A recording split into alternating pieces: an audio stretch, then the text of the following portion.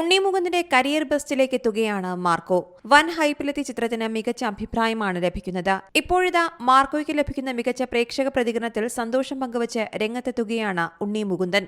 2019 release ചെയ്ത നിവിൻ പോളി ചിത്രം മിഖായേലിലെ villain കഥാപാത്രമായ മാർക്കോ ജൂനിയറിന്റെ കഥയാണ് ചിത്രത്തിൽ പറയുന്നത്.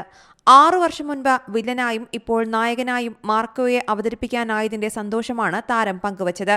2018 ഡിസംബർ 21 മാർക്കോയെ ഒരു വില്ലനായി നിങ്ങളുടെ മുന്നിൽ അവതരിപ്പിച്ചു.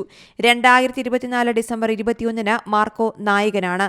ഇതാണ് സിനിമയുടെ മാജിക്. നിങ്ങളുടെ പിന്തുണയ്ക്ക് നന്ദിയെന്നാണ് ഉണ്ണി മുകുന്ദൻ കുറിച്ചത്. മിഖായേൽ റിലീസ് സമയത്ത് പങ്കുവച്ച പോസ്റ്ററിന്റെ സ്ക്രീൻഷോട്ടും മാർക്കോ റിലീസിന് പിന്നാലെയുള്ള തിയേറ്റർ വിസിറ്റിന്റെ വീഡിയോയും പങ്കുവച്ചുകൊണ്ടായിരുന്നു താരത്തിന്റെ കുറിപ്പ്.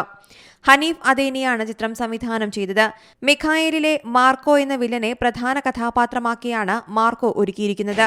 ഇന്ത്യൻ സിനിമയെ തന്നെ ഞെട്ടിക്കുന്ന തരത്തിലാണ് ചിത്രത്തിലെ വയലൻസ്. ടോണി ഐസക് എന്ന ക്രൂരനായ വില്ലനായി ജഗദീഷ് എത്തുന്നുവെന്ന പ്രത്യേകതയുമുണ്ട്. തുടക്കം മുതൽ അവസാനം വരെ അത്യുഗ്രൻ ആക്ഷൻ രംഗങ്ങളാണ് ചിത്രത്തിലുള്ളത്. News desk Zee Malayalam news. പുതിയ വാർത്തകളും വിശേഷങ്ങളും ഇനി വിരൽ തുമ്പിൽ. എല്ലാ ഡിജിറ്റൽ പ്ലാറ്റ്ഫോമുകളിലും ഇപ്പോൾ സീ മലയാളം ന്യൂസ് ലഭ്യം.